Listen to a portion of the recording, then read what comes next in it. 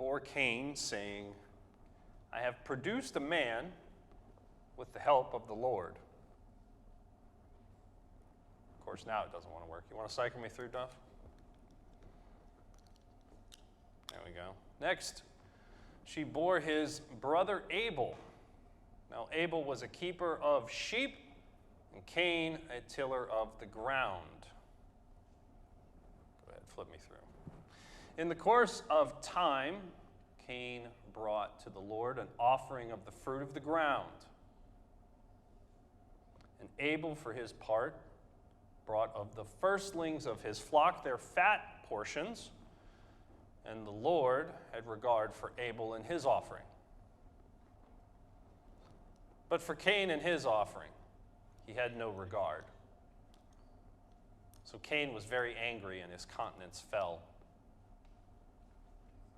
But the Lord said to Cain, why are you angry?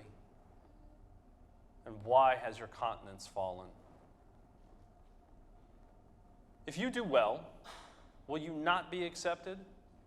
And if you do not do well, sin is lurking at the door. Its desire is for you, but you must master it.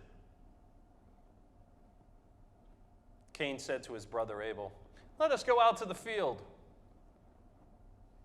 And when they were in the field, Cain rose up against his brother Abel and killed him. And then the Lord said to Cain, where is your brother Abel? And he said, I do not know. Am I my brother's keeper? And the Lord said, what have you done? Listen, your brother's blood is crying out to me from the ground. And now you are cursed from the ground, which has opened up its mouth to receive your brother's blood from your own hand. When you till the ground, it will no longer yield to you its strength, and you will be a fugitive and a wanderer on the earth. Cain said to the Lord, my punishment is greater than I can bear. Today, you've driven me away from the soil, and I shall be hidden from your face. I shall be a fugitive and a wanderer on the earth, and anyone who meets me may kill me. And the Lord said to him, not so. Whoever kills Cain will suffer a sevenfold vengeance. And the Lord put a mark on Cain, so that no one who came upon him would kill him. Then Cain went away from the presence of the Lord and settled in the land of Nod, east of Eden. It's the word of God for us, the people of God, and we say, thanks be to God.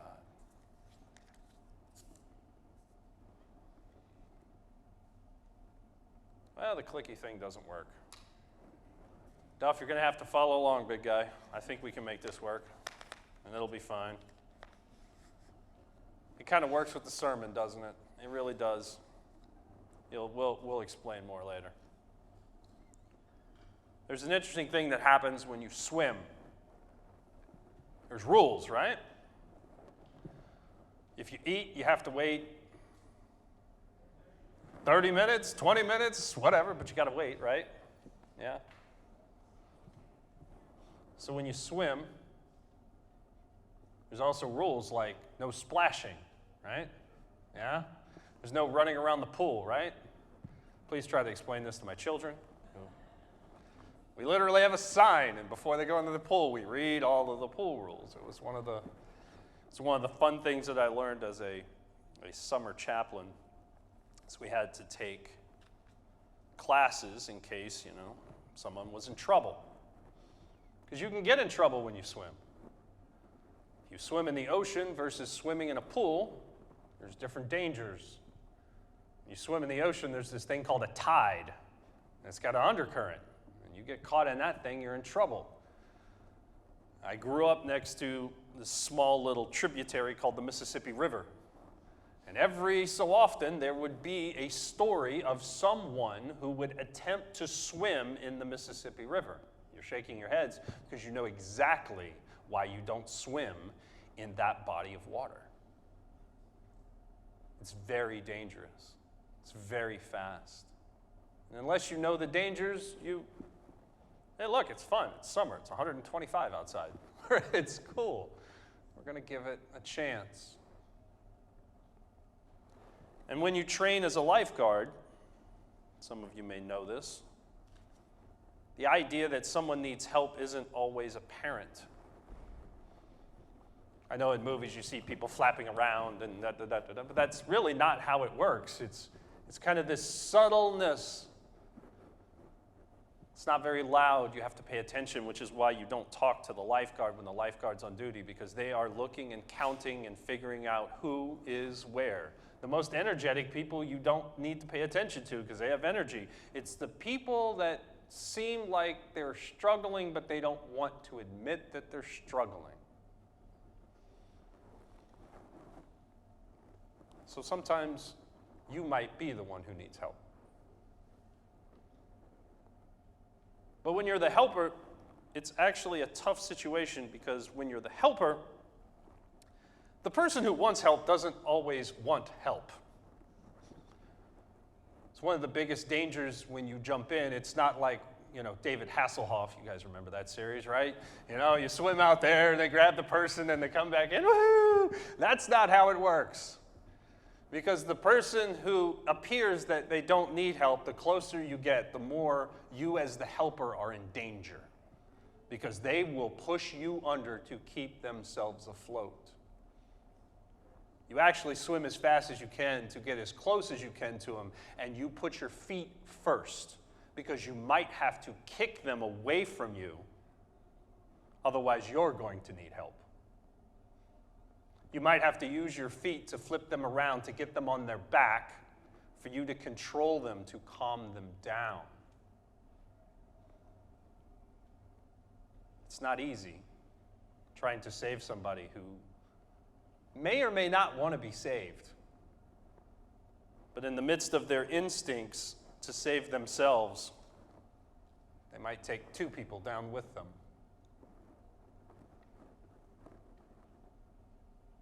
I tell you this because there's an interesting part of human behavior that comes with numbers. So there was this study, and they gave people numbers. Some people, they got 2-digit numbers, and some people, they got 7, 12-digit numbers, right? They were put in a room, and they all had numbers. And all they had to do was remember their numbers and go to the back and write down their numbers. They had to memorize their numbers, go to the back, and they had to write it down. And the people with 2-digit numbers wrote it in the back, and the people that had 7-digit numbers did their best, and the people at the back running the experiment said, "Great job, you guys are awesome. There's some cake or fruit for you right over here." And so the folks thought the experiment was over, and they went to go get cake and fruit. The people that had 2-digit numbers, 50% of them chose fruit. 50%. The folks that had 7-digit numbers, 8-digit numbers, that had to memorize that, almost 100% chose cake. Almost 100%.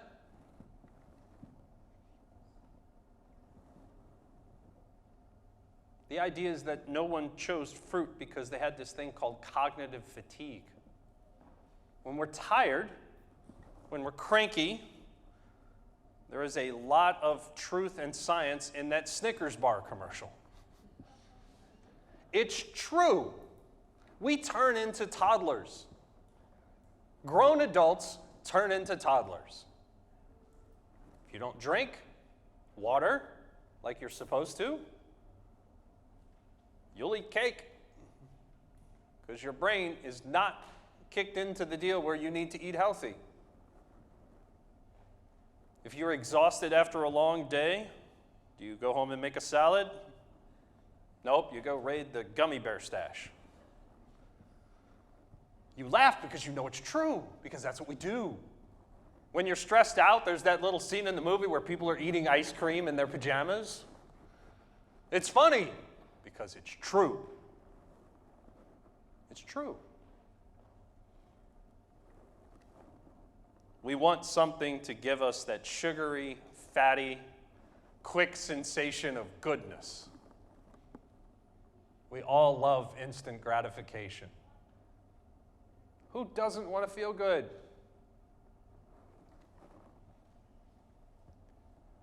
So let's get back to our folks. We have Cain and Abel. So Abel's our sheep person.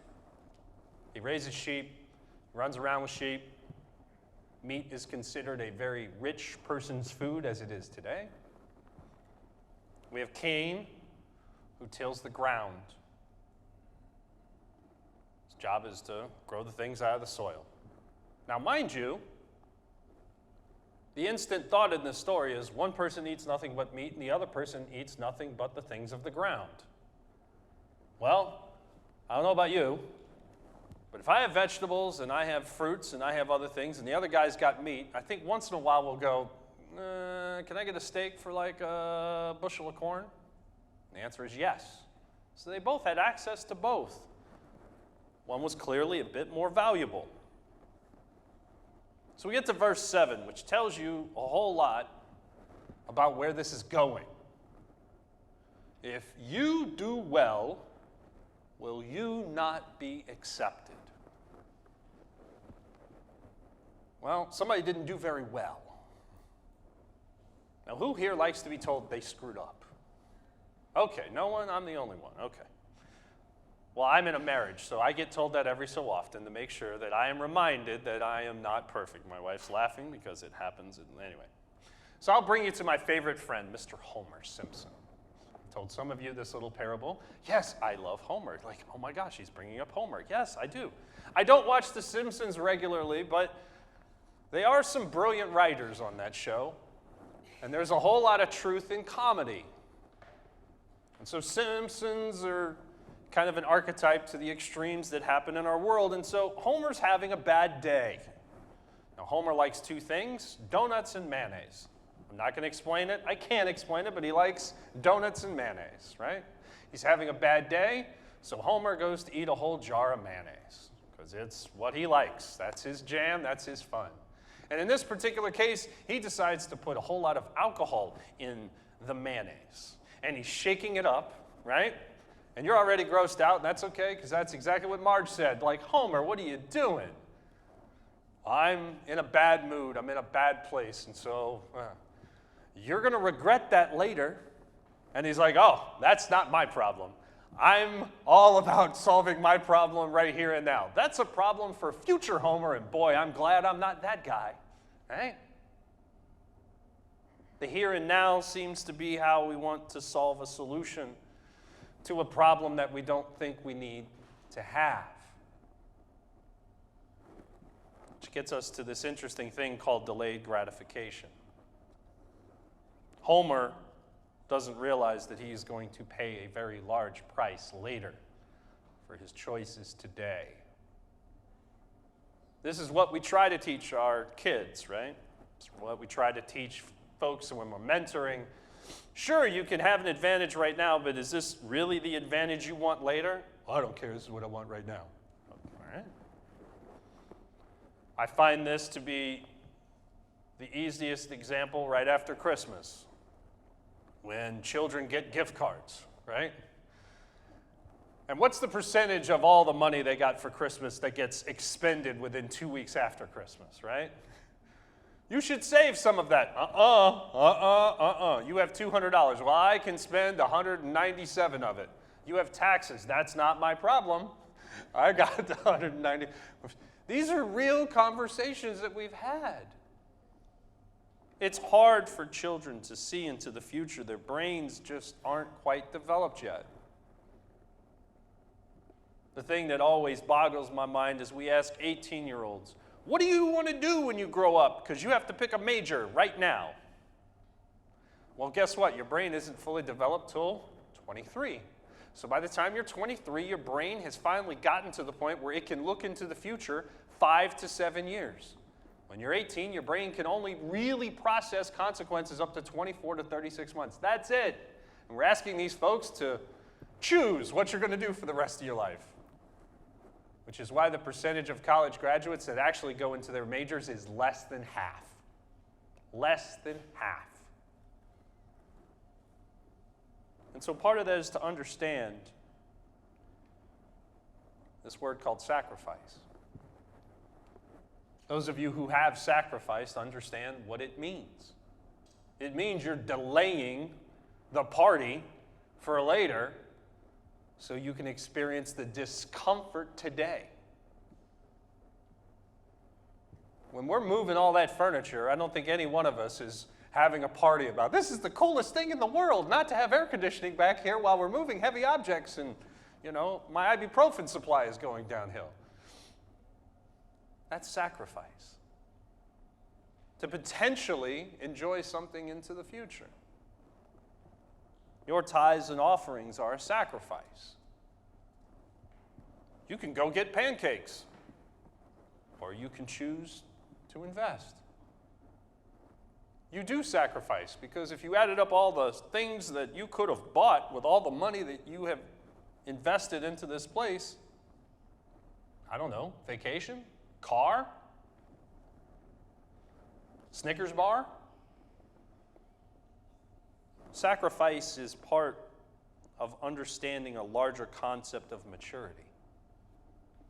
Because if no one sacrifices, that means everybody's out for themselves, isn't it? Sacrifice is a sign of maturity. It's a sign of delayed gratification. It means that you can barter with the future. It means you understand that there's something better in the future than there is right now. Scripture might call that wisdom. Science calls that the marshmallow test. What is the marshmallow test? Well, so they figured all this stuff out, the same thing that the ancients figured out when they wrote about Cain and Abel, because they would put marshmallows in front of kids. And they would say, you can have one marshmallow now, or you can wait 5 minutes, and we will give you 3. And some kids are hilarious. If you watch these videos, you can Google it. It's hilarious, because these kids who are trying desperately not to look at the marshmallow are like running around the room. They're sitting on their hands. They're fidgeting. And for 5 minutes in a kid's world, it's an eternity. The best parts are when the moment the adult closes the door and the kid goes, it's the best part. The kid has already made the choice. Before the adults even finish their sentence, you can have one marshmallow now. Boom. That's all they've heard. That's all they've heard. You know how this works because you've given your children 2-part directions before, haven't you? Right? I need you to do A and then B. And how many times did they hear B? Not enough, because you clearly went back and said, what happened to B? Well, you told me A. No, I told you A, then B. No, never mind, I'll do it myself. The marshmallow test put people in a situation, just like all of us, to determine how our futures look. And it is no surprise to you that the children who show early signs of delayed gratification, that can sacrifice, do way better as adults. It's not even close. So when people say, oh, the ancients, they have this idea of sacrifice, they have this idea of whatever, that's so blasé, that means nothing to us modern people. It means everything to modern people. It means everything of how you act. Except they changed the name. They call it the grind now. You go onto the internets, right? Like, enjoy the grind, right? They call it the grind. It means you work. It means you work hard. It means you work hard at something that is not very fun. Some people would call that painful. Some people would call that a sacrifice. And then there's cool little t-shirts that say, enjoy the grind. Enjoy the sacrifice. Enjoy the pain and the suffering. And the idea behind this is that you're working hard today for something that's going to pay off into the future. Gee, I wonder where they got that from. Just put that sermon back there. I had the luxury of taking off last week. I say the luxury because some people don't get to take off from what they normally do. And I got to play in an invitation tournament. Now, granted, I've only been playing golf like less than 2 years. All during the winter, every single day, I put 400 balls into a net. Minimum. I haven't had a whole lot of time lately. I've been a little occupied. That number's a lot less now. And so has the results have shown that when you hit less than a certain amount, you get less of a result. Last weekend, I did exceptionally well. My playing partner did exceptionally well, that they accused us of cheating, which was even better. Those are the good days. But I understand that I put the work in last November, last December. In January, it was freezing cold. At 7 o'clock at night, 7:30, after I tuck the kids into bed, I'm going to go hit 400 or 500 balls. I can go play video games. I can go whack golf balls. Yesterday morning, my wife was generous enough to give me a window. She goes, look, you can go practice now or go do chores. So I'll go hit 400 balls. And it was hot. I didn't want to be out there. I have an important match on Wednesday. It's our end of the league championship.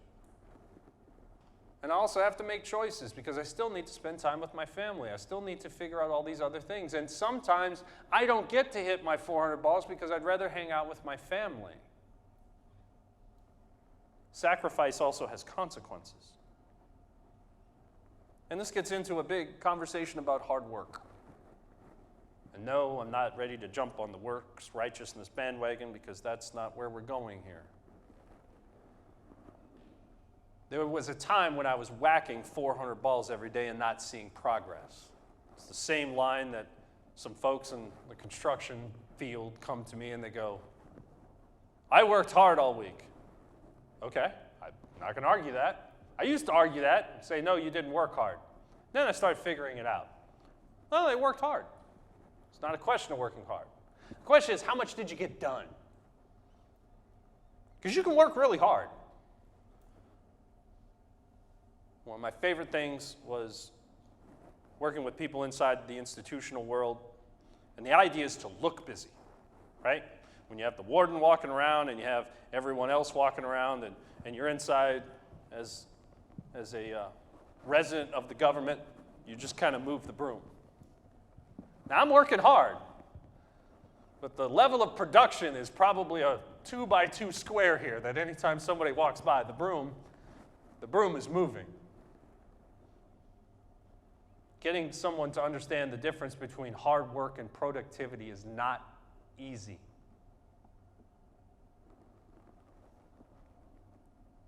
You can work really hard for something and it produce nothing.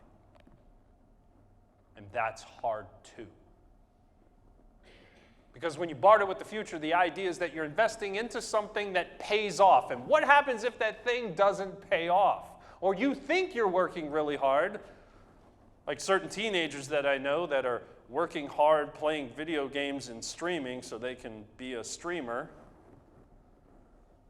And when you have those conversations, they're very excited about what they're doing. And I can say, it looks like you're working very hard. And they say, yes, I am. And I say, so how's the results of that? Well, change tactics maybe? No, I'm going to double the amount that I'm working hard. Okay, well, it seems like you're sacrificing a lot. And what happens when you lose?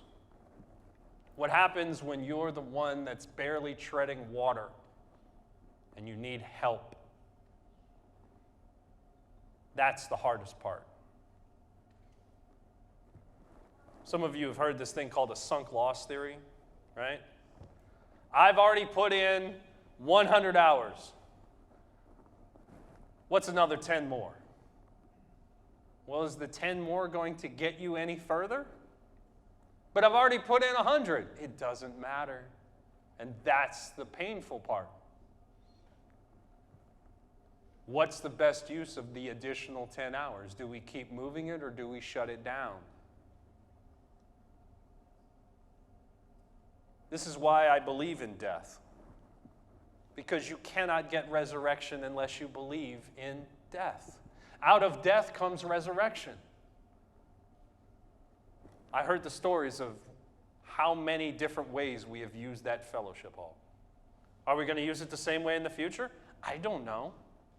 But I know God is doing a resurrected work in this building. I know people have put a lot of hard work into that learning center when it was a preschool and when it was jam, and people have sacrificed for all of those supplies. And what's exciting to me is watching all of that space get resurrected. Somebody put money into that building to put bricks and mortar and paint on those walls that we get to enjoy. Is it what everybody anticipated when they did it? Probably not. Is their sacrifice being honored? I hope so. I hope so. It's one of the things that we do. It's the thing that creates this faith in each of us. You can't understand what it's like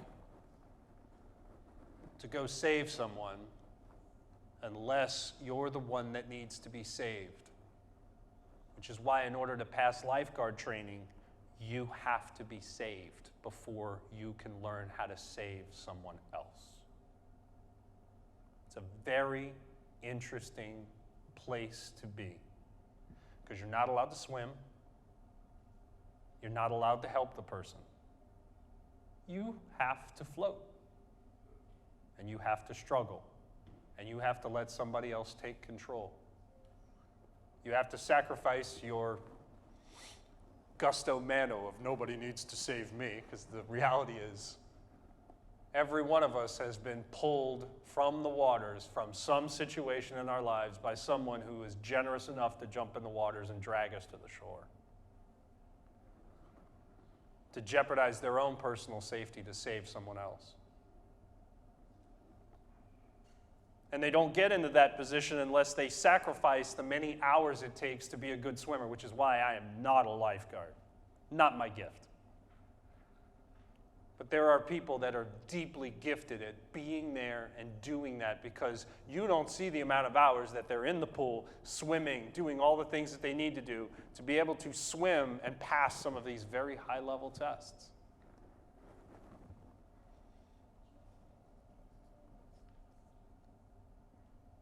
The reality is, the sacrifice that Cain gave was less. It was less. And he didn't like it. And he wasn't humble enough to see that perhaps the meat that he was storing in his house should have been the thing that got brought. Because if you notice, it says it wasn't just the meat, it was the fatted portion. The thing that our brains desire the most. Maybe Cain ate it all. We don't know. We don't know. The thing that makes ministry work, the thing that makes a church run, is sacrifice. And instead of beating you over the head and telling you, you need to sacrifice more, I'm going to thank you because you've shown that you can sacrifice. You've shown that you can give up your time to move things out of the other room. You've shown that you can give offerings every single week to make sure that our budget stays where it needs to. Our tithing is actually up over the last month. Thank you. You make it easier for the community to be able to invest and to continue looking into the future. I'm going to poke at him because Tom's here like 7 days a week. If there would have been an 8th day, Tom would be here on the 8th day. He's not doing all the things he wants to do. He's doing some of the things that he has to do. Our leadership team meets every Tuesday night. I have no idea what their normal Tuesday nights looked like, but they now look like a meeting here every Tuesday night. God willing, we'll meet less. But sacrifices produce results, and we're seeing results. Holly is a wonderful hire, we'll have more on her in the next week and a half when she starts. She's going to direct our learning center. She's also sacrificing. She's leaving a very comfortable position that she's been at for over 20 years for the opportunity to do something new, to be a part of resurrection, to be a part of new life. And that may be the biggest connection. When we sacrifice, it means that there is new life on the way. If you're a mother, you sacrifice a good portion of the 9 months before your child gets into this world. And that's not easy. Just like this church, it's going to be hard. But our sacrifice brings about new life, which means we don't have much to lose because we know that God is the one who does the resurrecting. Let's pray.